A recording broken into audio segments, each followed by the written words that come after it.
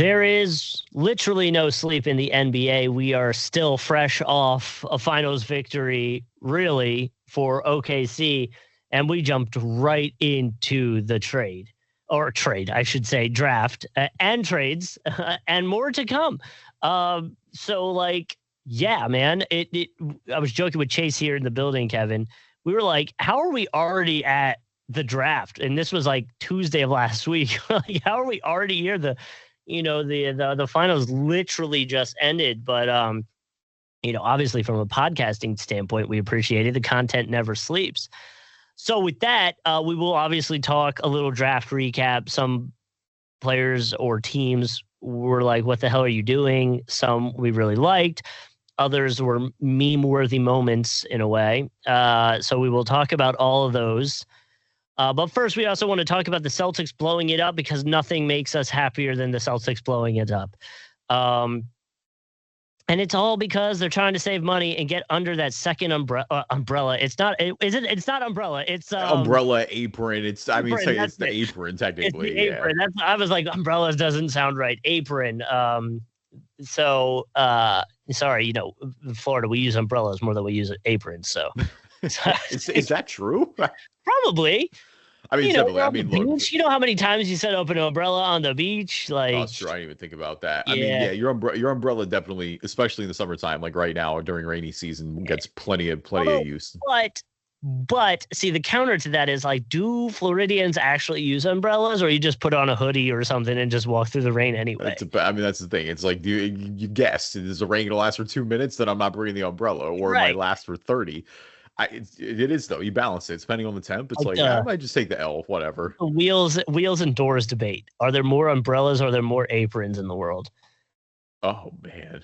You think about it, though. It's umbrellas. I think it's umbrellas. Got to be. A pool has like 42 umbrellas just off the rip. You get mad cheap ones too, like you buy in the subways and stuff too. Like if you need them in a pinch, they have all those. Like I think it's umbrella. We'll leave this up to the listeners. We'll ask the people, but I am very convinced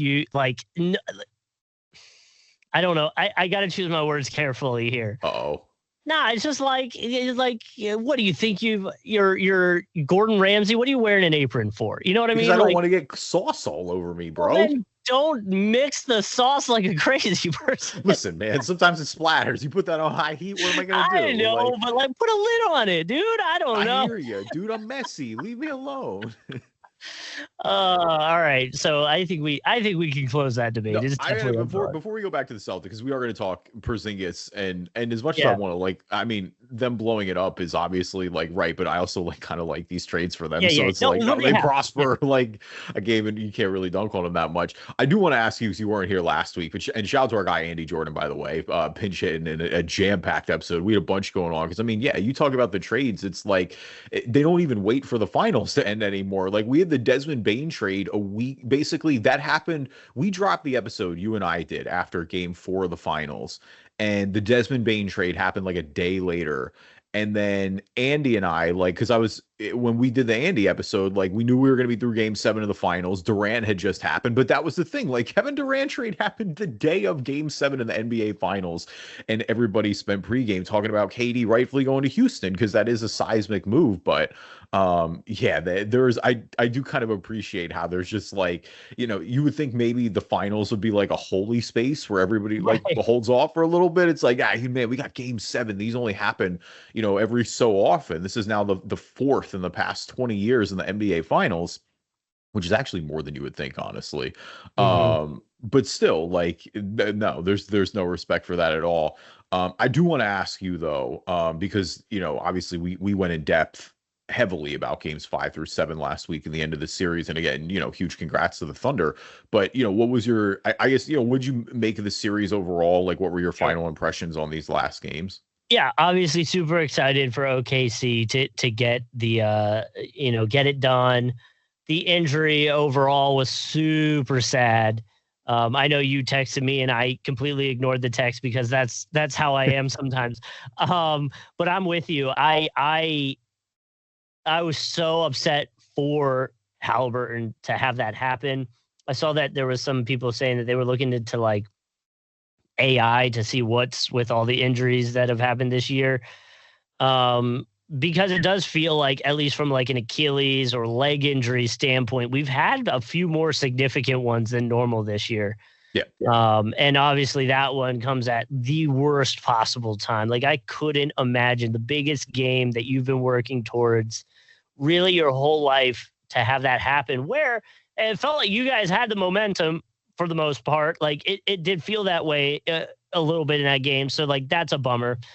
But pretty much like, you knew the writing was on the wall. When he went down with that injury, you were like, yeah, it was a miracle, honestly, in my opinion, that they were up 1 at half. Like, that was a credit to how hard those guys were fighting and how hard they fought the whole series, that they had a lead at halftime. Like, when Halliburton went down, that game was over. There was just no chance. Like, it already was taking such a superhuman effort by everybody on that Pacers team to get them to 7 and get them to that point. Yep. You're right, though. I mean, the fact that he hit his first 2 shots and that he was in rhythm, it's like they still might have lost that game. Yeah. Like, that's the thing, is like, I don't think Halliburton playing would have automatically meant that Indy was going to win that game. But I know that there would have been a chance, and I don't like what ifs. Like, yeah, I mean, that's like, we're a week and a half now removed from that game, and that's just basically my takeaway, is that I'm still sad about it. Like, that will go down to me as easily the biggest what if now since we've started this podcast. Like, that's we got robbed, I think, as fans across the board. Is just that we didn't get to see a series that was that epic and that well balanced, and that saw so many great performances from both sides. Like, I think it went out in a whimper. Like, it's disappointing that it ended like that. And look, injuries are a part of the game. Like, I don't think you really, that shouldn't take anything away from OKC in the season that they had, but that's just, it's really disappointing that that's how it ended. Like, and for the record, before the Hallie injury, I think the biggest what if for me on this podcast was the KD stepping on the line. KD stepping on the line.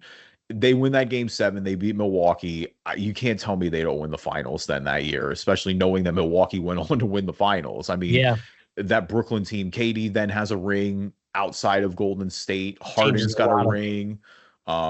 Kyrie maybe still is in Brooklyn. Like, the Nets obviously as a franchise have a ring. So that was pre the Hallie injury. That was the biggest what if for sure. Well, and so I mean, like you kind of alluded to, I think Hallie not getting injured didn't guarantee the Pacers would win. It would have kept it close. But I think Hallie getting injured guaranteed the Thunder were going to win that. Like, 100%. That's kind of how that went. Which is fine. Obviously super bummed. TJ McConnell balled out, and deserves all the credit. And he definitely won't get as much credit now because they didn't win the whole thing, essentially. I highly disagree there. I think this Pacers team is going to get a ton of credit for all time. I think they absolutely went out on their shield. But I literally saw people talking about how TJ should win Finals MVP if they win the whole thing because of how amazing he was playing and how much of a bench role player system he was doing. He was phenomenal. That bench won them games at points where their starters just weren't good. It was TJ and it was Mathurin. Like, those two guys were so crucial. And Obi Toppin too the entire run. I know Obi had a disaster class in Game 7, but TJ and Mathurin, it was their coming out parties for sure. Yeah, and so like, I just, at the end of the day, right, like, yes, people will say there was an injury there, and I know a lot of people were trying to say, well, it's an asterisk win. It's like, no, that's how it goes, man. Like, that it does go that way sometimes, but it's not an asterisk win. That's stupid. No, and then obviously from the Thunder side of things, Jalen Williams, it felt like a coming out party for him as well a little bit. Yeah, he needed it, man. I mean, Jalen Williams, like, he was one of those guys early on in some of these series where he was inconsistent up and down, and he was really, really good when they needed him to be. You're right. That definitely for a national party for sure. And then SGA obviously completing one of the better individual seasons you're ever going to see. Yeah. Yeah, and the move I was doing, I joked about it before I left, the Lou Dort unders. I stopped doing that. I essentially was pairing a parlay of TJ McConnell steals over, which was only ever half a steal. So, like, of course that's going to happen. Yeah. And then I was doing that paired with threes, rebounds, and assists over as combined number for SGA. It was usually around like 40-something. So it was always close. Like, it was a hit or miss every other game pretty much for him. And I'm pretty sure he got it on the last one, if I'm not mistaken. So Yeah, that's kind of like end game thoughts or end of season thoughts. Super pumped for OKC. I still wonder if the Pacers did win, if there would have been a little more of a KD decision to be made with. Well, it was already made before the end. I don't think he. But like that's what I was surprised it happened. I know you guys already talked about it, but I was like, I'm surprised there wasn't a let's wait and see how the finals go. And if OKC doesn't win, let's go get KD and just win the whole thing like next year, no doubt. Yeah, I mean, like I said, I would have been a fan of it. I do like, we're not going to relitigate the whole episode, but KD in Houston, I'm really looking forward to. I think that's a great get. All right, so let's move into the pair of Boston trades. So you got the 3-way deal first. Kristaps Porzingis is going to the Hawks along with the 2nd-round pick. The Nets get Terrence Mann and Drake Powell, who was taken number 22 overall this year. And the Celtics get George Niang in a 2nd-round pick. Yep. And then Jrue Holiday. The Celtics get Anthony Simons and 2 future 2nd-round picks. And of course, the Blazers get Jrue Holiday. The Blazers probably going to decide what they want to do with Jrue Holiday. We'll see if Jrue Holiday even suits up there again, which would be hilarious considering that'd be the 2nd time that happened to Jrue Holiday. Of course, he got shipped to Portland before he got rerouted to Boston the last go around. Yep. But 35 years old now for Jrue, so we'll see if he doesn't want to contend somewhere. Well, and we'll see where he ends up. I know there's some Chris Paul rumors going around as well, where he's kind of wanting to be closer to home. I was reading those as we were prepping for this show a little bit, so I wonder if something ends up happening with him too, or if he comes back or decides to retire or whatever. So some point guard news, I guess, in general to keep an eye on in the next coming weeks or a few coming weeks here, but. Obviously, both moves, like we kind of said earlier, were to get themselves under that second apron. They do have the guys they brought in are expiring contracts, so they can be dealt, now or at the deadline, or depending on what they want to do to kind of, I guess, continue the consolidation to stay salary in the green light for salary, I guess. Yeah, I mean, the Jrue Holiday stuff, we kind of saw him decline this year, at least for Boston. So I guess it wasn't necessarily too much of a surprise that happened. I think the bigger conversation is because the rumors were out that Derek White and Jaylen Brown were also on the board. And then they obviously didn't do that. And I think it almost goes back to of course, you're always going to listen to offers, but they might not necessarily be very high on getting rid of them. And that's kind of the vibe I got out of it. Is I don't know how serious that was from a Celtics standpoint. Yeah, look, the Celtics are really expensive, and that's fine when you're winning titles the way they were 2 years ago. The unfortunate reality is as soon as Jason Tatum tore his Achilles, you weren't going to win a title next year. The team is just not that equipped. And so that point, they're really, really expensive. The Holiday trade alone gave them $40 million in tax savings. And oh, by the way, you got Anthony Simons, who I think is a good player, and he fits well with them. That's why I'm I can't really laugh at Boston too much because this is a really good fit for them. He's still 20.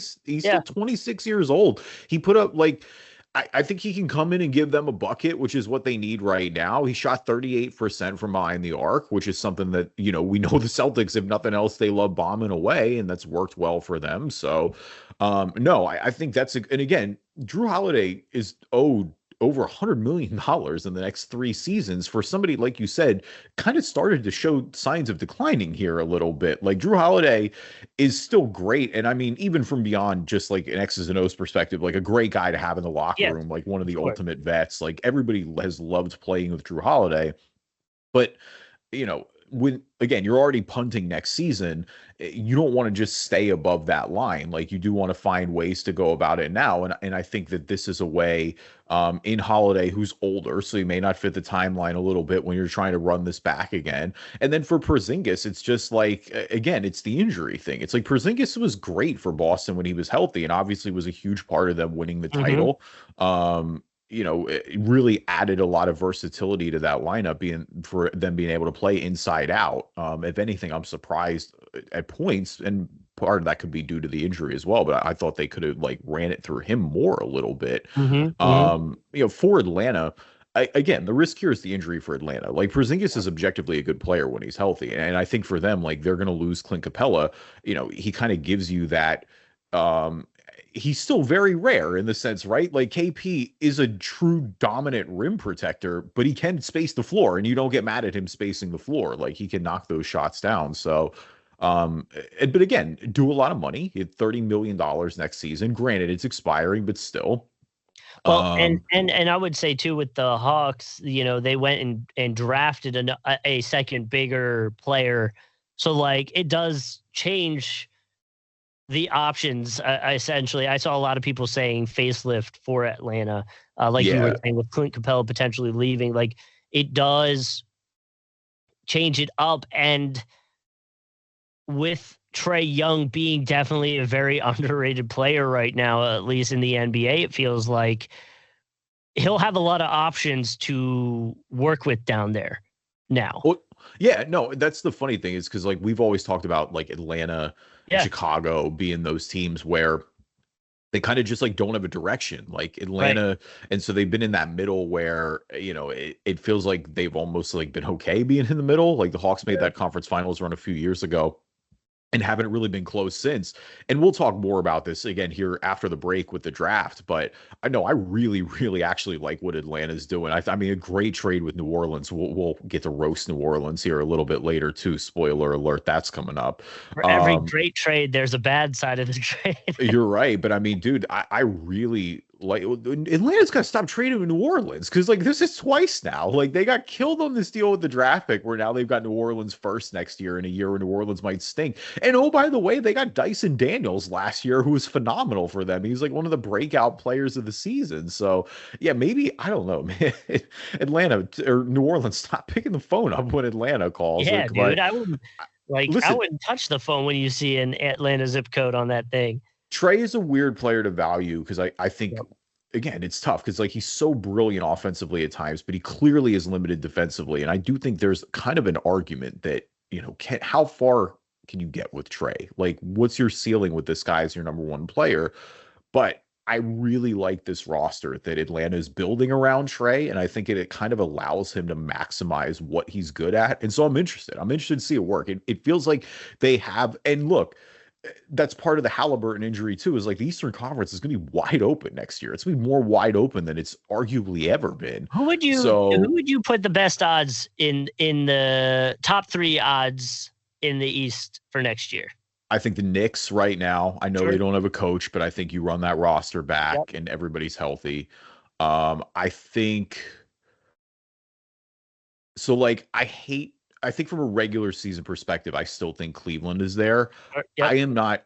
I am not giving Cleveland any benefit of the doubt. Quite the opposite. I almost don't want to put them top 3 because I'm so low on them after how much they disappointed me this year. They really got me to buy back in and then let me down again. I will never give them the benefit of the doubt ever again, ever. Okay. So I would probably, but I think from a regular season perspective, I still think Cleveland is probably there. Dude, honestly, like you could sell me on, and I know you're going to groan, but like it might be Orlando. I like Atlanta. Orlando with Bane, I think, is a lot better. It's just like it's tough because Milwaukee doesn't have Dame, and we'll see what happens with Giannis. But like there's a big. I mean, Milwaukee was kind of anyway. Now you're missing Dame Lillard for the entire season. Boston's still going to be competitive. Do I think they're top 3 competitive if they blow it up a little bit and they don't have Tatum? Probably not. Kind of the same deal with Indy. It's like I expect Indy. They're not going to fall off a cliff, but you're missing Halliburton for the entire season. I think it's going to knock them down. I mean, like, I don't want to be a homer and put the Sixers there. Like, you could talk me into the Sixers if everything goes right, but like, that's a lot of ifs right now. Like, that is a lot of ifs right now. I think there's one team, and if you said them, I'm sorry, but I don't think you said that. You might be sleeping on one team. Who's that? The Pistons. Oh, yeah, no, I didn't say the Pistons. And you know what? You're right. I probably am sleeping there a little bit. Again, we'll see if they do it after what they did last year. They need to prove that they're not like that's my a flash in the pan. But exactly. I like Kate a lot. there's a lot of consistency with that roster all coming back. So yeah, you know, that might be fair. The Pistons should probably be right there in that discussion as well. Yeah, but that's kind of my point. Is it's like like right, like you look at any of those teams and how many of them do you think are ready to like win the NBA Finals right now? Right, exactly, and really, a lot of them still have a huge question mark, you know, in like the Bucks and what you're gonna do. Honestly, I have the most confidence in the Knicks, and they don't even have a coach right now. Yeah, most confident in the Knicks, and the Knicks. I feel like you look at this now and you're like, dang, we probably should have kept Tibbs. Like, probably should have kept him. Well, it depends who you hire. Like, that's what it all comes down to. It just depends who you if they hire Taylor Jenkins, man. If they're not going to hire Mike Malone, hire Taylor Jenkins. They had an interview with him. Like, if I'm alone, I'm looking at this right now and be like, I need to get on I need to coach the Knicks right now. Can I get the quickest flight to LaGuardia? Which, by the way, LaGuardia apparently now, and I don't even think you know about this, but LaGuardia being the nicer New York airport out of JFK, that's a wild plot twist, bro, because it was not that way for a long time. That news didn't make it down here. We were all worked up because some report came out and said Jacksonville is the most boring city in the U.S. and people were like so livid. And it's like, bro, we have a beach, so we're quite literally better than anything in any of the Dakotas. Like, I don't even care what you say. The Dakotas have cities, or where are we counting? I don't Dakota? even know. Like, it doesn't matter. I mean, Bismarck. You got Bismarck. You got Pierre, you got Rapid City, but like I'm not counting them as the same, right? Like I'm not counting them as a metro area like Jacksonville. Right. But that's my point. Is like, dude, we have like, and maybe it's just where you should have taken the shot. You should have taken the AFC South shot and been like, I'm not hearing anything from anybody in Indianapolis telling me that Jacksonville is not more. But that's my point. Like, you know what I mean? Like Cleveland. Like, come on, you know, like. Dude, Justin, I agree. Jacksonville's a beach. Like, you don't got to tell me. Like, well, that's my point. We have a beach. That puts us with like the top 50 at least. Most entertaining. So this is the opinion of me because you still live there and you still work there. So this is fully the opinion of me. It's just all downtown. Like Jacksonville gets dunked on because of downtown. Like downtown, we mentioned this a zillion times on the podcast. Downtown Jacksonville should be amazing. It's right on the St. Johns River. It has all the potential to have like a San Antonio-esque river walk, or honestly, even an OKC. I hear OKC. I've never been there, but it has a beautiful river walk. I've heard it's a great time.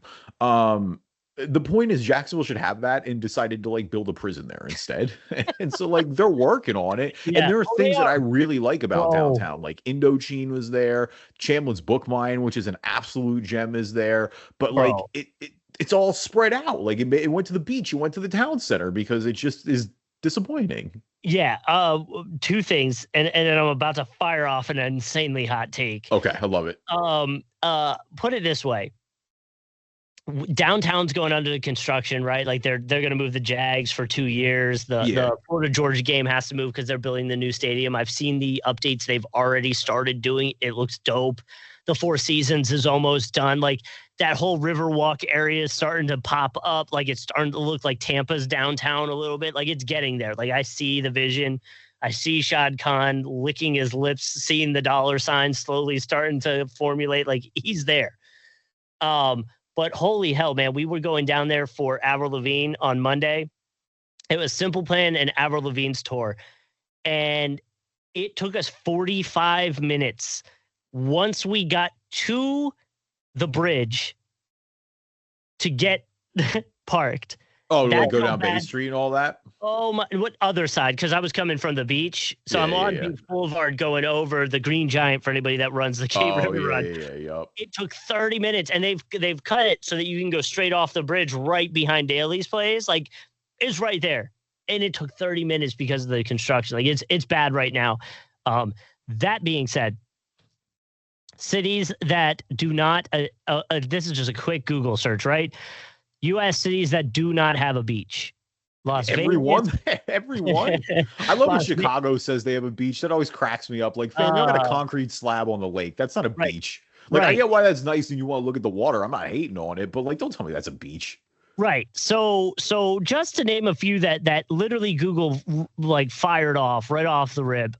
Vegas, Phoenix, Denver, Salt Lake City, Atlanta. Just sort of the 5 it brought up. Right. I'm probably only putting Vegas over Jacksonville at that point. What were the other ones? Phoenix, Denver, Salt Lake, and Atlanta. So like I haven't been. My thing is I've only spent any amount of time in Denver. Yeah.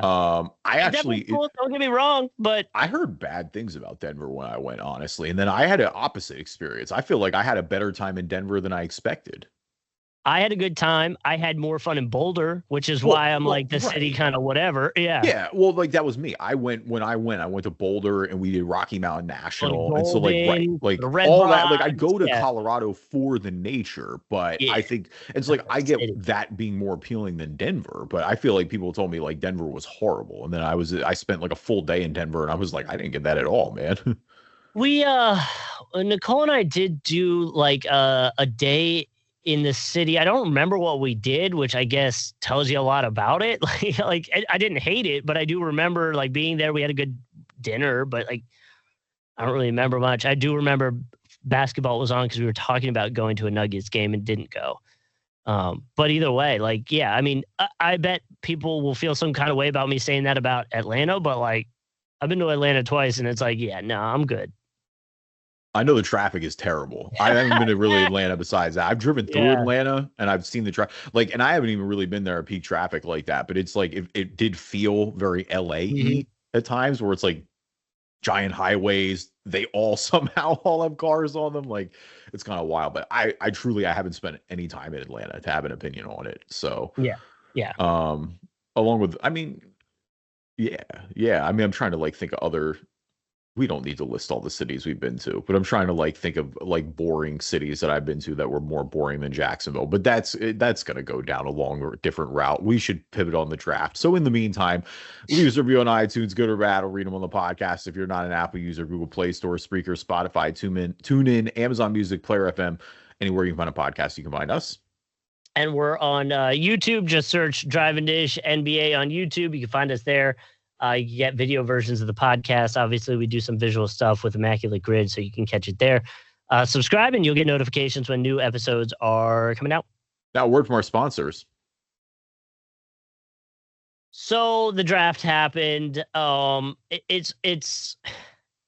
I always hate. I know we're a basketball podcast, so it's fun to talk about basketball stuff. The draft, right after the draft, winners and losers talk is always my least favorite.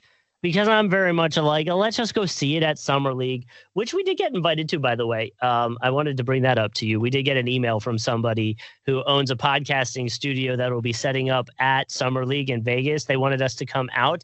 It would only cost us to podcast from there $4,000 per day. Oh, okay. That's why it didn't get to you. I went, Okay. I mean, thank you very much. I appreciate it. The ChatGPT auto email that they used was very complimentary. But yeah, no. Yeah, we gotta stop. We gotta talk about ChatGPT. I have such a balance that's a whole other podcast in itself, man. I have such a love-hate with ChatGPT because I do think it's useful, but I'm also very concerned that it's cooking everyone's critical thought. Yes, but episode idea. You and I do like a mailbag questions episode where we field questions, we grab them from everywhere, we get people to submit questions. And about the NBA, maybe it's like the upcoming season, we ask ChatGPT it, give its answer, and then we talk about if we agree or disagree with what it said. God, I hate that so much. It can be like, a third host of the podcast. No, oh God, all right, yeah, no, we're out. Oh my God.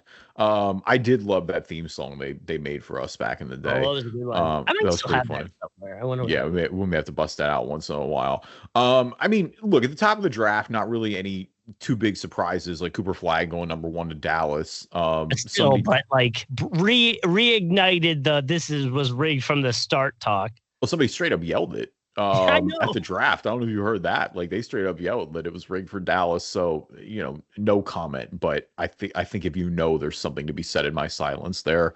Cooper Flagg going to number 1 though to Dallas, obviously huge for them. Resets the franchise after you traded Luka Doncic. Him, Kyrie, Anthony Davis, that's certainly a good fit for him now. Not a lot of pressure for him to be the number 1 franchise changing superstar that often goes on a lot of these number 1 picks. Like, it's a little more unique in that situation. But yeah, kid's gonna be a stud. Like, there's a reason that he's one of the more, like, he's arguably the thing with Cooper Flagg, because a lot of these number one picks recently have obviously been really hyped up. Obviously I think the peak of it was Wemby, but even going back to a guy that we talked about a little earlier on the podcast, Cade Cunningham, like, was a pretty hyped up number one pick. Cooper Flagg is just very well rounded. Like, I think that's the biggest thing with Cooper Flagg. It's like, he just kind of does everything well. Like, he rebounds, he gets his teammates involved. He obviously can score at all three levels. That, I think, with him being ready to go right now is probably the biggest thing. And so, yeah, I mean, it is. It's the ultimate bailout for Dallas. Like, there's no way around it. It's the only thing that maybe could have pried that window back open, because it was pretty firmly closed when Kyrie got hurt. Did you see the interview where he's like, fortune favors the bold?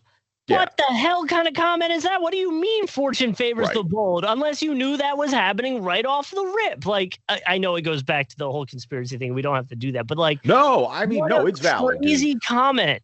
Like, no, it was. Look, everyone should be looking at the lottery a little sideways right now after Dallas won. Like, it was kind of flagrant. Did you also think by trading Luka, it was gonna make Kyrie get injured so that you'd get more? Like, what is that related to? Right. Like, oh dog, come on. I don't want to talk about it. It's so bad. Dylan Harper going number 2 to San Antonio. And so San Antonio is a team that obviously had kind of flirted with moving this a little bit, and was in the Kevin Durant sweepstakes as well. So I think, you brought up a little before we started the show, right? Like, Dylan Harper, they have a lot of guards right now. And so that is going to be the thing. But I still think Dylan Harper is the right pick here. Like, you don't overthink this. You take the best player available, and San Antonio needs that. Like, he comes in right away with an opportunity to contribute alongside Wemby and alongside De'Aaron Fox as they try to get to the playoffs now. And I, as we were talking about, I know we didn't say it on the mic, so we can rehash it here, is like, because you don't have any Wemby and Fox games to go like off of essentially for what you need going forward, you didn't really know what you would be looking for in that aspect in the draft. So yes, in that case, go get the best talent. You'll have the Castle, De'Aaron Fox, Harper situation you'll have to figure out. And I would almost say, I wonder if there was a situation where if you got that back half of the year with Wemby and Fox, and you go, wow, there was a glaring need for a forward or whatever, if the Spurs wouldn't have been more willing to look to trade that second pick to somebody to get more, whatever, and then go get a guy that they know would fit specifically with what Wemby and Fox need. You don't have that. So in that case, go get the best talent, figure it out next year. It's not like we're expecting you guys to go win the whole thing next year. You're in a feel it out year with those three.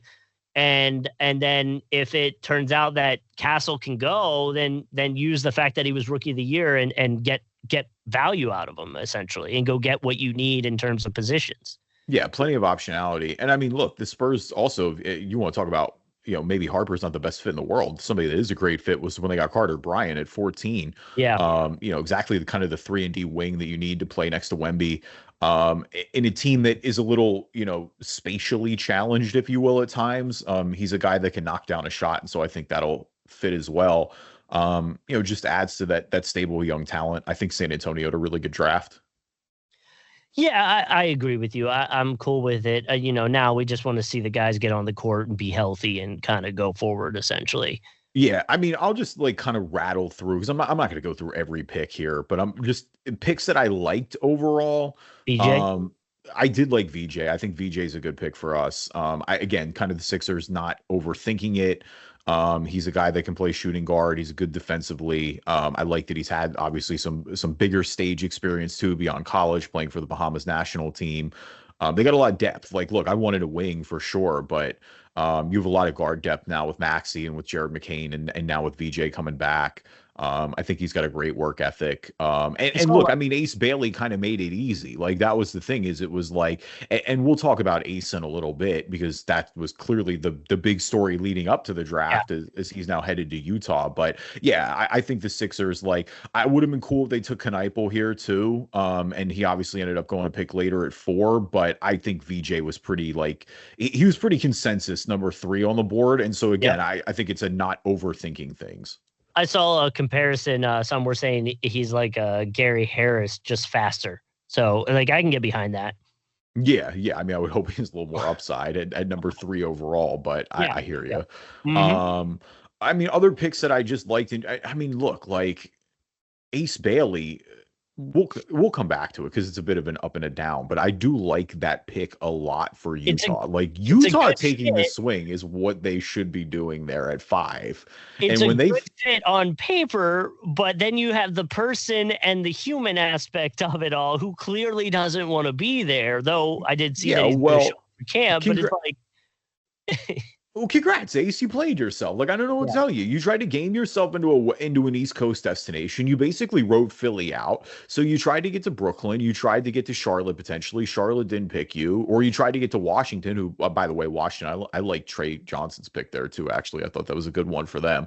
But no, I mean, there is a little bit of just like, you just gotta laugh at like Ace Bailey trying to game himself into an East Coast situation and then ending up in Utah. Like that is probably the funniest scenario. And I mean, look, I blame his advisors there too. Like Ace Bailey's a kid. He's 18 years old right now. Like I blame his camp around him there too. But it was more of, and like, look, I'm a Rutgers guy now. I just graduated from there. Like it takes me to I don't, again, I don't want to be rooting against the kid. He was, again, playing for Rutgers last year, but I don't know, man. I don't really, he just handled this really poorly. There's no way around it. It just feels like every move that he did pre-draft just flew in the face of conventional wisdom. And it'll be interesting to see how he fits with Collins, Kessler, and Markkanen too. Like it'll be interesting to see how that all meshes when we're in the season. But again, it's a team that is not necessarily in a win now mode. Like figure it out, let's go. Yeah, I mean, look, there are questions about. He's going to get buckets. There's no doubt about it. Like he is potentially the most talented scorer in the entire draft. There are concerns with me about how it would translate to the next level. Like that was even my hesitation there at 3 with the Sixers, like with the Homer hat on, is it was like, it went from, he was as high as 2 points. He was arguably above Harper. And then he kind of fell down the board a little bit. But again, for Utah, like this is a team who, again, you want to talk about getting killed in the lottery. Like they dropped all the way to 5 in a draft where they were one of the worst teams in the league last year. This is just type of swing you take. Like he might hate it, but who cares? He might be really good too if this all pans out. And that's what you got to do if you're Utah. Like you add that top end talent. Because you're like, if we're straight up taking all the intangibles off the board, he probably could have gone higher in this draft. I just think again, he really just had an unconventional lead up to the draft for sure. But yes. I say that to say I like that pick for Utah. Other later picks that I like still, I mean, OKC, man. Like you talk about how you keep a title or a dynasty going and how you repeat titles. It's like you got to hit on these guys that, because guys are going to get priced out. You got to hit on your draft picks and bring in young talent, man. Thomas Sorber is such a good pick for them there. Like I think potentially when Hartenstein leaves one day, if he gets priced out, like he can slide into that role. Gigantic wingspan. Like they just, again, talking about adding depth there for that bigs he can play next to Chet. Like that's just, I really, really like that pick for them. And then kind of later, Miami with Kasparis from Illinois. I mean, that's a guy he was projected to go like top 5 at one point a few months ago. He plummets all the way to 20. Like that just feels like a situation where it was like the guy was probably better than his draft pick already. And then you put him in Miami, a place that's been pretty good historically at developing. And you got to feel pretty good about that overall. And then 2 late picks, for me, I don't want to be, because you're going to hate on him. I do got to be the homer here a little bit. I like Jace Richardson for Orlando. I thought that was a good pick. I think he kind of fits the Cole Anthony role a little bit that they're now. They need that scorer off the bench. Also, a little bit of connection with the Orlando organization as well, being Jason Richardson's son, if that makes you want to feel a little bit old as well, now that Richardson's already got his kid in the league. And dude, there's been a lot of props for Sacramento going around too, man, with Nick Clifford from Colorado State. He's a bit older. He's 23 years old. He played 5 years of college ball, but it feels like he's a guy who can come in and make an instant impact. And again, getting him pretty late in the draft here at 24. basically his floor is solid. I just feel like I don't know how high his ceiling is, but his floor is a lot higher than some of these other guys. And a lot of times that goes places too. No, and I think that's a big part of even the discussion that was with OKC, right? And really both teams actually in the finals is like when the offense wasn't there, defense was there, at least cooking as well. And so I feel like we're seeing a resurgence in, I don't want to say the value in defense, but kind of, if that makes sense. No, I mean, definitely. I mean, it's been there the last few years. There's absolutely a resurgence on defense. I mean, every team that's won the title in the past few years has been pretty great defensively. I mean, OKC this season, what are they known for? Their defense. That's what I mean. Yeah. And that's what I'm saying. So, like, I think that's a cool spot, and we're definitely seeing that value there. The one guy I wanted to bring up, he was actually in the second round.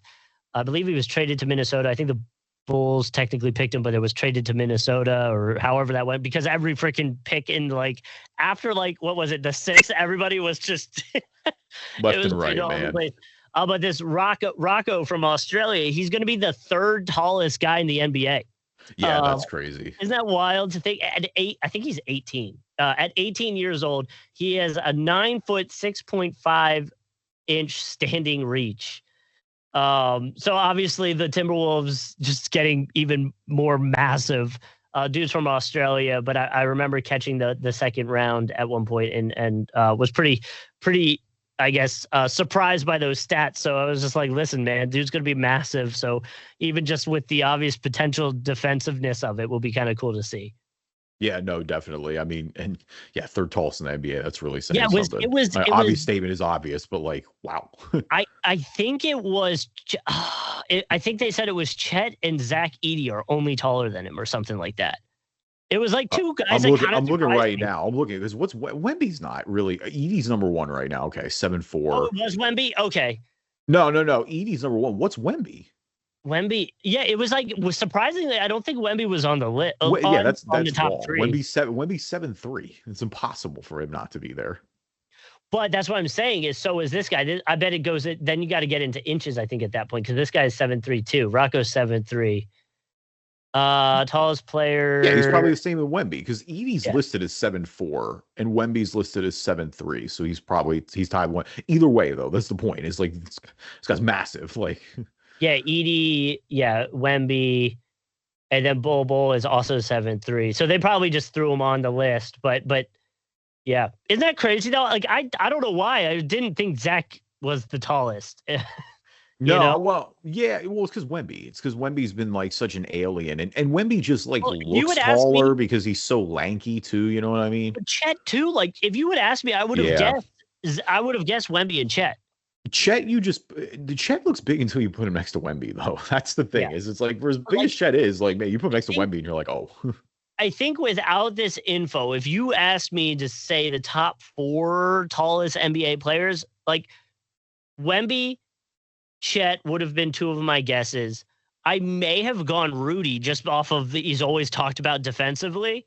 Yeah. And then I don't even know who I would have went with number 4 now that I'm thinking about it. Who else is kind of KP, Joel. Yeah, maybe KP over Joel in terms of just talking about tall players. But I know that I don't know who I would have went with at number 4. But that Zach would not have been on my list, I guess is my point. It's yeah, so that's kind of wild. I mean, look, in terms of ones that we don't like, and again, I'm kind of with you. The hardest podcasts for me to record are the ones when we first start the season off. I'm talking about that first week. It's cool. Let me give a hot take about a team 4 games into the season. Let me just fire these off. But draft is a little less here. The one that I just don't get at all is New Orleans. And this all goes back to when they hired Joe Dumars, which is hilarious because Joe Dumars hadn't been a GM in ages. They went out of their way to get this guy. It's just the pick that they gave away. They traded the 23 pick for 13 and then included that 2026 unprotected first round pick. And so it's either going to be the Pelicans or the Bucks, whichever one is the more favorable pick. It's probably going to be the Pelicans. Even with Dame being out, you would think they're going to be worse. You never know how it's going to be with Giannis. Dude, New Orleans won 21 games last year. You just gave your unprotected first rounder away. Like, what makes you think this roster is going to radically be better next year? Like, they've already made a few moves. And look, I know DeJounte Murray is hopefully going to be healthy. We say hopefully Zion is going to be healthy again. You know, they made it the CJ McCollum trade to shake things up a little bit. They brought Jordan Poole in. You know, they're rookies with Jeremiah Fears and Derek Queen. I don't think like either of them are necessarily instant impact guys. Like there's probably a little bit of development there. So like, yeah, it's just like, moving up is cool, but giving away that unprotected first round pick, like that could be a top 5 pick next year. Yeah. And I'm trying to remember, I'm trying to pull it up. I don't think I'm going to get it in time. I was trying to see, what their record was at the beginning. Well, no, because they started off right off the rip injured. Well, yeah, they were last year that everybody got hurt. I mean, New Orleans had that one point where they were basically calling emergency players up. It was like everybody on the roster, and that was even before they traded Brandon Ingram. Like that's the thing too, is like Brandon Ingram's gone. If they had that roster that made the playoffs a little bit still, maybe I'd feel better. And you know, again, they still have players that I like. I like Trey Murphy a lot. Yeah. It's just, it feels so short-sighted for the Pelicans to be giving away picks like that. Very much short-sighted. Post All-Star break, again, they were 8-19, so it's not even like they really ended the season in a way that you're like, oh, there was some upside, you know, like it's pretty gross. It's almost malpractice at that point. Like I like Queen. Cheese came in and tried to hype me up on the Jordan Poole thing, and I was like, at what point does that doesn't excite me at all? For what? For New Orleans or just in general? In general, like Jordan Poole going to really any team at this point doesn't excite me. I disagree with that because I think he's proven that he can win in the finals. Like I know that people think Jordan Poole's a knucklehead, and I know he's played a ton of unserious basketball in Washington here the last few years. Yeah, but I still also think of the 2022 finals, and I'm like, hey, he played some really high leverage, meaningful minutes then, and was a big reason that Golden State won the title that year. So I'm with you. I don't know that I want Jordan Poole as my main guy. And that's my concern here in New Orleans is I'm like, do you have Jordan Poole like over projected here a little bit? I like the Queen pick more than the Fierce pick. I will say that from a vacuum, I think Queen has a ton of potential. If anything, he probably did slide down the board a little bit. It's more of just like how low I am on them moving that pick. I think moving that pick was such a bad decision. Yeah, it's because next year you really could have used that pick to add to whatever you're trying to build in the long term here, right? Like that's, I guess, what it comes down to. You're about to lose it, especially. It would be real crazy if you have the number 1 pick or something like that next year. It'd be an all-time blunder. It'd be an all-time blunder. Oh my Lord, that would be so stressful. Would you rather, just because I'm thinking about, would you rather have CJ McCollum or Jordan Poole? Oh, in 2025, I think I'd rather have Jordan Poole. And that sounds crazy. I mean, unless I need a locker room guy, like CJ's obviously a great locker room guy. But yeah, they're very similar, at least in I'm guessing this is last year stats when you compare them. I mean, 21 points from CJ, 20 and a half from Jordan Poole, about 4 assists each, 3, maybe 4 rebounds. Percentages are really similar, except Jordan Poole's got a better free throw percentage. Like they're wildly similar. I'm kind of going for age there, I think, more than anything. Again, Jordan Poole's just much younger than CJ, a lot less wear on the tires at this point. Dude, I can't get over that guy. And Jake Fisher tweeted this, about the young Hansen pick for Portland, which is obviously a big surprise there. Like he was not projected to go as high as he did. He ended up going 16. And I just love that he just says a Nugget source just texted me and said, quote, Chinese Jokic about the Blazers surprise selection. And I'm just like, yo, guys, come on. Like what Chinese Jokic is nuts. I can't get over that pick. And I did love his interview though. Did you see his interview when he got introduced to Portland? No. They're like, what do you like to do? He's like, I like eating. I like playing PlayStation 5. I was like, yo, I feel you, bro. I hear you. Like, yeah, they said I just see here, like all the headlines are like winning fans over in press conference. I mean, that's just such a wild pick. Like every once in a while, there's just every draft, there's somebody that just like feels like a galaxy brain to pick. I think that was Portland this year around. Like I just don't know how on earth they took him that high. Interesting. So who posted this? They're claiming that he is the third Chinese-born player ever drafted in the first round, which is wild. No way. Right? That feels wrong. Like from China or that are Chinese? Chinese-born player. There was wow. Wow. Yi, I hope I'm saying that right. In 2007. No, yeah, Yi, I remember. That's why I'm surprised, because like that wasn't like obviously Yao is Yao. We all know that. That's what I'm saying. I know he would be the number one. I thought, I remember Yi was in 2007, and then wow, I guess there really hasn't been one since. That's crazy. Good for them. I guess, yeah. So that surprised that surprises me too. I'm not gonna lie. That's because that's a big gap. Like he got drafted in 2007. Yeah, and also worth mentioning that that the Blazers franchise is up for sale. So yeah, well, the Lakers just got $10 billion, so we'll see what the Blazers get. But let's be real. That goes back to the whole Luka thing. Like, dude, no comment. No comment. On, the conspiracy grows, dude. Yo, the Nets took 5 players in this draft, and they didn't trade any of them. So you're talking about all the trades going on. The Nets have 5 new guys incoming. Which is a first in draft, too. They were saying that 4 was only the most. But back to the Lakers thing, because I'm not just going to go past it, because not only is it to get them more money, it also now really makes people potentially intrigued in opening new cities, new franchises. If you see the value there, dude, the conspiracy theory goes so deep on this one now. Yeah, I mean, NBA franchises, too, are obviously at an all-time high value-wise, so I think that's not surprising. And the Lakers are the Lakers, but it's like, whoa, $10 billion is and now the NBA, who, people claim the ratings are down and all that stuff, you can go and be like, look, we just got $10 billion for the Lakers. You want to open up the Sonics again? You want to open up a Vegas team? That's what I mean. But it's just like it's only surprising because it's like the Timberwolves sale just got finalized, and that went for $1.5 billion. Right. And like I know Minnesota is not the Los Angeles Lakers in terms of like prestige or value, but I didn't think it was like a $8.5 billion difference. That's crazy to me. Like it's not. The Minnesota Timberwolves aren't the smallest market team by far. No, but you know what they say about Minnesota. It's the LA of the Midwest. I've genuinely heard great things about Minneapolis. Honestly, like we go back to the cities. Like I haven't been to Minneapolis, but I have. I guess I've been in the airport. It doesn't really count, but I have been to the airport. Yeah. Anyway, most tortured fans in sports. I feel so bad for that. I say that all the time. No championships since '91, and 3 of their teams have never won championships. Yeah. Yeah. Tough. All right. Who's balling? Who's falling? Our NBA version of the stock market. We always like start with the good before the bad. So Justin, I will start with you this week. Who is balling?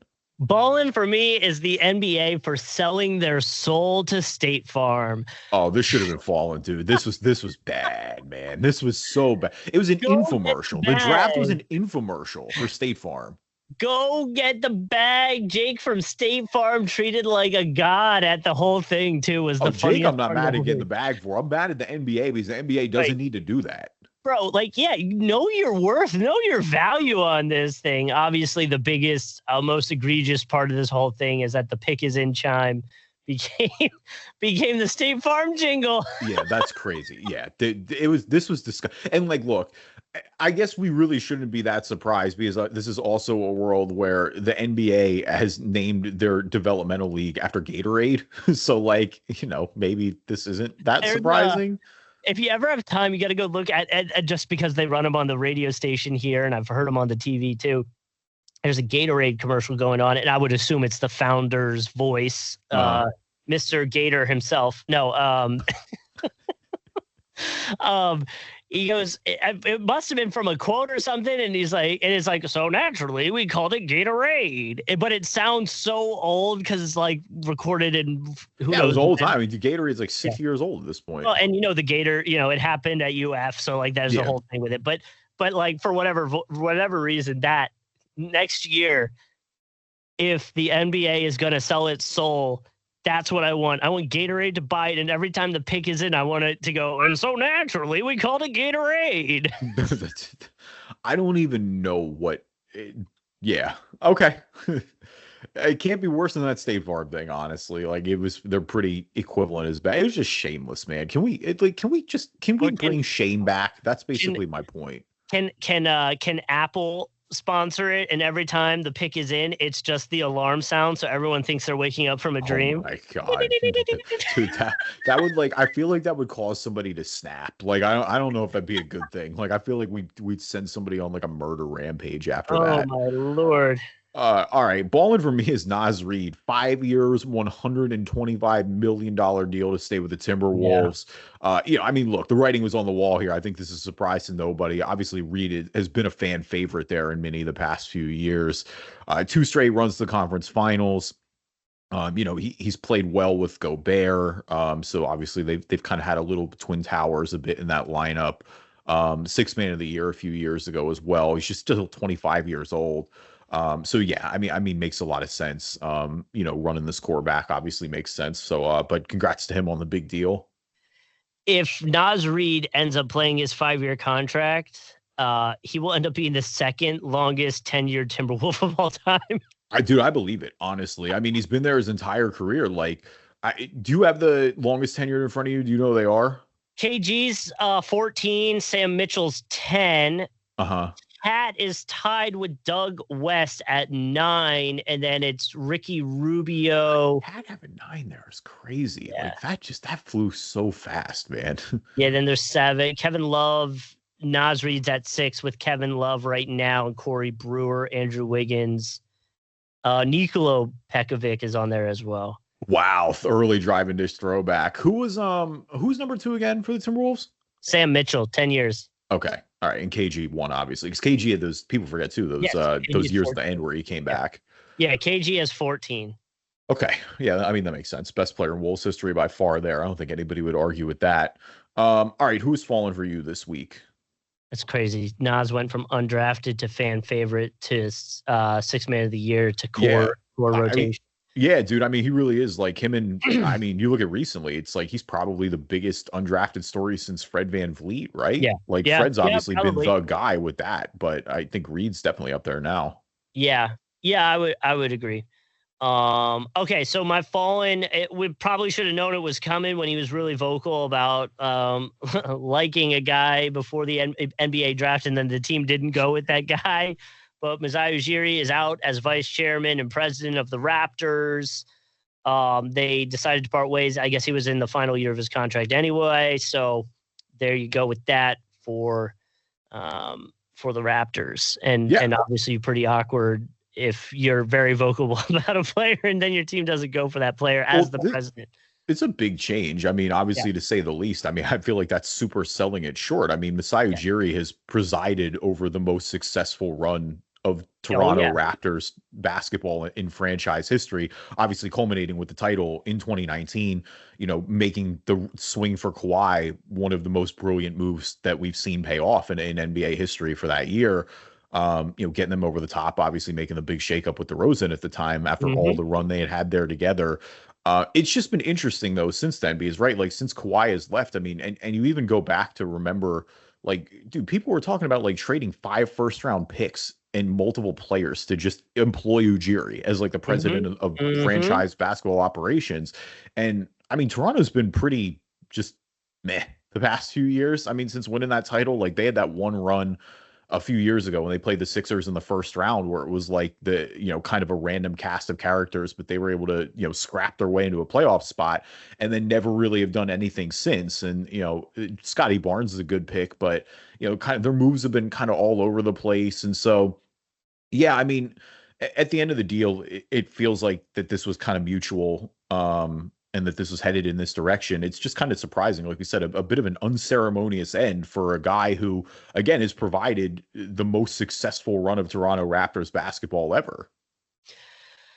Yeah. And I think that's, you know, we always get into that conversation, and even we talk about it with coaches, you know, you even with the last few that have been out, a lot of those coaches have really good track records, but maybe in the more recent history don't or haven't been doing as great. And so I guess that kind of falls under the same in this category too. Obviously not a coach, but president. So, you know, it's a what have you done for me now kind of thing, I think. You know, you do have to appreciate what he did for you, but you know, we've seen a downward trend of the Raptors over the past few years. So yeah, no doubt about it. Be interesting to see what they bring in there. All right. Fallin for me this week. We're actually going to stick with the Raptors as well. We didn't bring this up in the draft discussion, but we got to talk about Colin Murray Boyle's reaction to getting drafted to Toronto. Obviously the 9th overall pick in the NBA draft, and he dropped the F-bomb on national television when he got picked. That was his reaction, which is not exactly what you want to see out of your first round pick at number 9 overall. I love it, and I want people to have to deal with it because we had to deal with it with Embiid. Remember when Embiid just didn't react, and everyone's like, Embiid didn't react because he was on a satellite delay. They immediately had the picture of him reacting within like a few minutes. I know, but that's what I'm saying. That went around for so long, and people be like, "Oh Lord!" No, it was. I forget who was the commentator that draft, but it was just like they straight up. Guy was straight up like, I'm concerned about this. Like, how can he not be more like reactive? This is one of the greatest moments of his life. Like, and then immediately they cut to the picture of him and they're like, oh, there he is. Okay. He's happy. Yeah, he's like, good. He just didn't see it. Yeah. My man he was like in the Cameroon at the time. Like, of course the satellite's delayed a little bit, but either way. And it's crazy. Like this kid's going to be pretty good defensively. I don't know how much I like the pick overall, but either way, definitely not the first initial impression you want. It'll be interesting. I want to see how he talks about that in his press conference. I think that'll be funny. Oh yeah, well, you're gonna have to answer for it, right? Like that's for sure one thing that'll happen. So yeah, no doubt about it. But all right, should we speed run some Immaculate Grid quick? I know we've been running for a while, but we haven't played here in a few weeks, so let's see what we got. They've had a bunch of new categories recently, which we've talked about, but actually we mentioned undrafted. Undrafted was a category a few days ago. They have 10 points. They have 10 points a game, which is incredible because there's so many like gems in there and guys you wouldn't think about. But all right, again, for the podcast listeners, you can always watch the Immaculate Grids on YouTube. Just search Driving to NBA Podcast. For the podcast listeners, from our columns from left to right this week, we've got OKC, we've got Houston, and we've got Finals MVP. A rows from top to bottom. We got Detroit, we got Boston, and we got MVP. So, Justin, I'll start with you. Anybody jumps off the page? Dennis Schroeder works for OKC and Pistons. He does. Yeah. Dennis Schroeder works for everybody now. It's kind of crazy. Dennis Schroeder works for OKC in Boston. Yes, he does. He's probably Gallinari also works for OKC and Pistons, I think. Oh my God. Yeah, Gallo's been everywhere. Gallo actually would have been in Boston too, but he got hurt, so he never played, so it didn't count. Yeah. Where did Hayward go after Boston? Gordon Hayward? Yeah. Oh God, he's been all over. He's been Charlotte. He's been he was in OKC now last season. Like he worked for OKC in Boston. Okay, that's what I was getting at. I couldn't remember if he got to OKC. Dude, there's a bunch. Or OKC in Boston. I mean, Dennis Schroeder works, Gordon Hayward works, Al Horford works. Yep. God, I feel like there's another like big one I feel like I'm missing. Just because he works everywhere. Jeff Green works. Yeah, I don't know. Any of those like that jump out right away though that you want to go with? I feel like Horford's going to be the high one. I feel like Gallinari for Pistons OKC will be low. Did Gallinari play for the Pistons? When did Gallinari play for the Pistons? I feel like he did. I remember him in Pistons gear.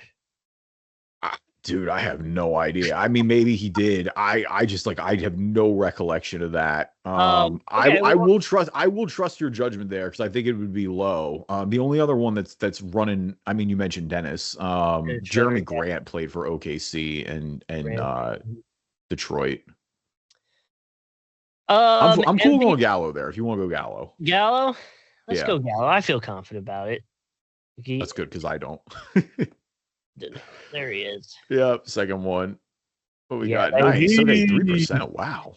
I gotta look that up. I have no idea when he played for Detroit. All right. Pistons Rockets is interesting. Oh, recently. Wow, 2024.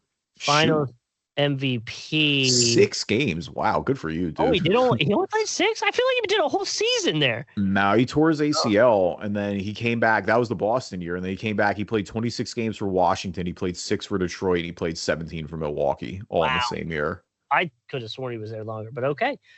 All right. So OKC, Boston, like you said, there's a lot.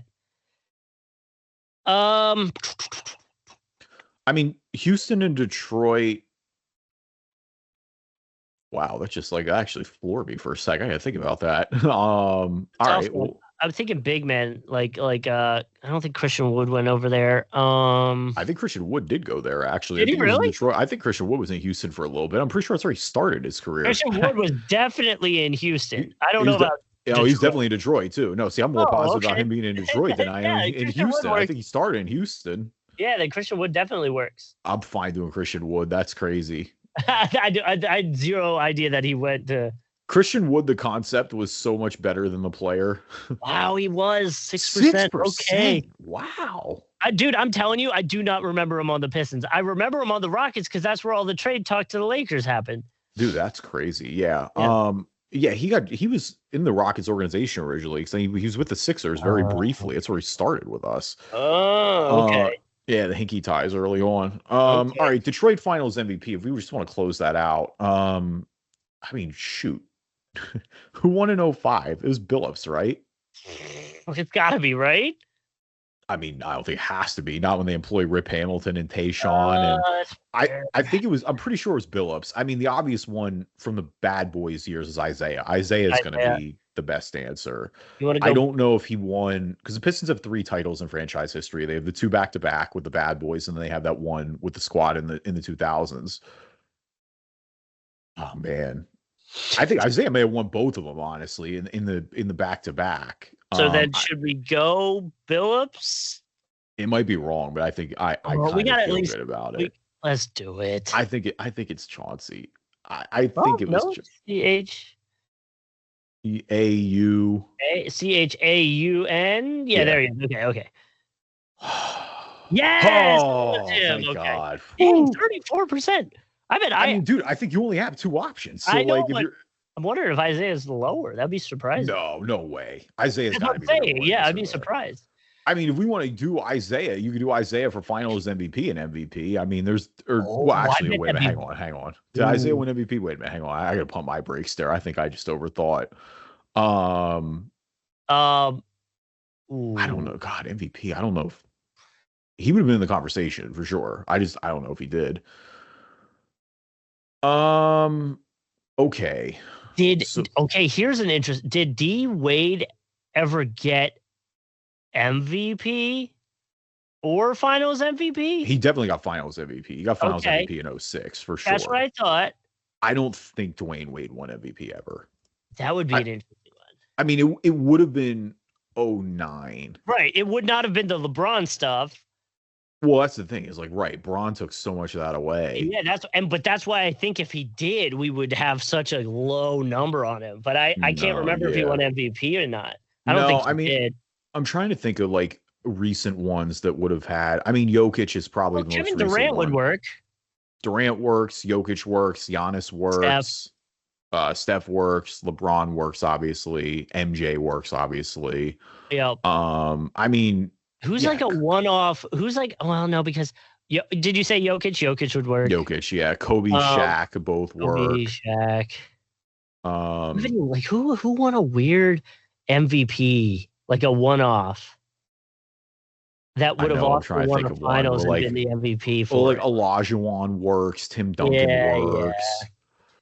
Tim's it is. That's the thing. Is like winning MVP is hard, dude. Yeah. Like MVP is heavy hit. I mean, dude, obviously the first one, dude, this year SGA. Yeah, well, yeah, I didn't say SGA because I bet that's going to be real damn high. Because honestly, I guess you could do KD, you could do, yeah, okay, so we'll be fine on OKC MVP. Yeah, I mean, well, do they have to be MVP with that team? Yeah, I think so. Well, yeah, no, I think so. If it's tied to the team, I think it's MVP with that team. Like I'm trying to think who else has won MVP recently, but like Harden's never won, Russ never won. Nope. We said Kobe. I'm trying to think like those guys back in the day. Like I don't think who won. So no, you know what? I don't think he didn't win Finals MVP. I was gonna say Kevin Garnett, but Paul Pierce won the Finals MVP that year. All right. If we want to do, so do you want to do somebody like more recent then? Do you want to do like Shaq or Jokic or Giannis or? Let's do Giannis. All right. I'm cool with that. I feel like that'll be lower. Yeah. Giannis is definitely, because I mean, he's got MVP recently. There he is. 3%. 3%. Yeah. I'm going to look back. I'm going to look back. And I'm curious, did Rondo ever end up with the Rockets? Celtics Rockets? So I really like, oh my God. I feel like he did, but I don't know. I know he was with the Clippers. I remember that recently, but there was a part of me that I'm a little like on that. Maybe I'm thinking Texas teams is Dallas and not Rockets. Yeah, well, I mean, he definitely is on Dallas. I mean, we mentioned him before. Jeff Green works for Boston and Houston. I mean, Boston Finals MVP. If we want to do that first, I mean, you got Paul Pierce, you got Bill Russell, you got John Havlicek, you got Larry Bird's another obvious one. The ones that I'd wonder is like the guy. Who? Oh yeah, Jaylen Brown. Jaylen Brown. Yeah, he was the most recent one for sure. I mean, the guys I'm trying to think of is I'm like trying to think of like the Celtics that are in the Hall of Fame, but like I'm thinking of like Dave Cowens, you know what I mean, or like Casey Jones or somebody like that. And that's when I'm fully tapped because like that's too far back for me. I'm trying to like again, it's tough because like these are guys that definitely won championships, but you just like don't know if they won the championship or like as the Finals MVP. Oh God, I don't know. I mean, I guess if I'm going lowest there, I'm probably leaning Pierce or JB, honestly. Bird is going to be the highest, I think. You want to go Brown? We go Jaylen Brown. That's fine. Let's go Brown. Yeah, because he won't work anywhere else. He only played for one team. Yeah. Well, it would help if my keyboard would work. I would say the R not working. I don't know. Like it's not. It's so weird. It's like it's not. Not one to cooperate. There we go. Okay, 30. All right. Yeah. Whatever. All right. Okay, yeah, let's get this cleaned up. OKC and Boston, Houston and Boston, OKC MVP, Houston MVP. I mean, OKC MVP is KD or Russ. Like, plain and simple. It's kind of like which one do you want more there? Or SGA. Oh, or SGA. True. Yeah, maybe do SGA then. SGA is recent. Why not? He just won the title. AL. Is I thought you just do SHAI. It'll be so much faster. But the keyboard is not. Come on. There we go. Okay. All right.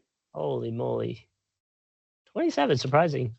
I mean, KD and Russ are so popular. Like that's the thing. Houston MVP, Harden and Olajuwon. Yeah, those are the only options. Oh, wasn't Westbrook there for a second? He was, but I think you have to win it with the team. You're right. Russ didn't win it with the team. If you have to win it with the team, there's a few that work. No, Charles Barkley would work. You do have to win it with the team. I'm almost positive. So yeah. Moses Malone might have won MVP there too, low key, but I'm not willing to stake the grid on it. But who do you want to roll with? You want to go Harden? I feel like Harden might be the more. They're both going to be high. I don't really think there's a wrong answer there. Yeah. Harden. All right, let's just go James. All right. 39. Yeah, 39. Moses Malone did win MVP there. Did he? Man, okay. Yeah, he did. Darn it. All right. OKC and Ball. Do you just want to do Dennis? We mentioned Dennis a few times. You can just throw Dennis in here. Dennis. Yeah. Get him in there, baby. 3%. Let's go. And I hate being chalky, but like Jeff Green's all I got for Boston and Houston right now. I'm like really thinking, because I feel like there are guys recently. And the Morris brothers. Oh, Marcus playing Houston? Marcus definitely played in Boston. Yeah, I know. And I always have trouble knowing which one's which when they start bouncing around teams. Well, they've all been on a bunch of teams. That's the thing. I don't think Marcus ever got to Houston. Okay. And no big man. You got Drummond or Boogie. Boogie was on the Rockets for a second, but he never went to Boston. Boogie was never in Boston. Drummond was never in Boston. Yeah.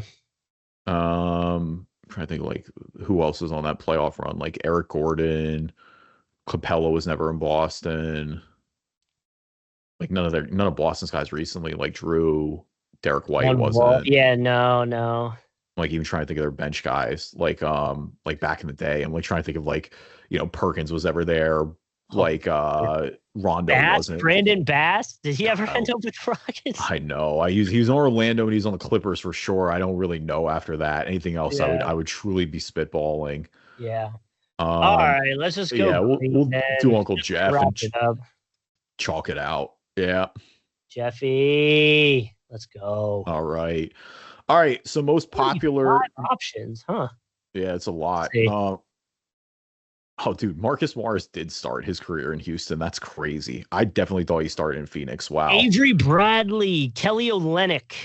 Oh, Olynyk's quietly a darling. Jeff Green getting 32% though shows that this was kind of hard. All right, can you show us the most popular answers? Sorry, Jason Terry's crazy that works. Yeah, I would have never thought there. All right, where'd it go? Oh, there they are. Okay. Most popular answers for Detroit and OKC: Reggie Jackson.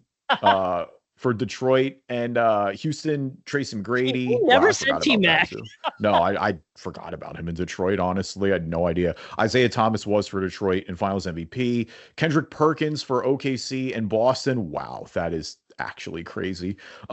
Jeff Green for Rockets in Boston. Larry Bird for Boston and Finals MVP. Kevin Durant, OKC MVP. Hakeem Olajuwon, Rockets MVP. And Michael Jordan, Finals MVP and MVP. If we want to run our grid back one last time, for Detroit and OKC, Danilo Gallinari. For Detroit and Houston, Christian Wood, Detroit Finals MVP, Chauncey Billups, Dennis Schroeder for OKC and Boston, Jeff Green for Houston and Boston, and Jaylen Brown for Celtics Finals MVP. OKC, Shai Gilgeous-Alexander for MVP, James Harden for Rockets MVP, and Giannis Antetokounmpo for Finals MVP and MVP. Thank you, everybody, for listening to this episode of the Driving Dish NBA podcast. We appreciate you guys. As always, leave us a review on iTunes, good or bad. I'll read them on the podcast. If you're not an Apple user, Google Play Store, Spreaker, Spotify, TuneIn, Amazon Music, Player FM, wherever you can find a podcast, you can find us. We're on YouTube, Driving Dish NBA. You can find us there. Subscribe. You'll get notifications when the videos are coming out as well.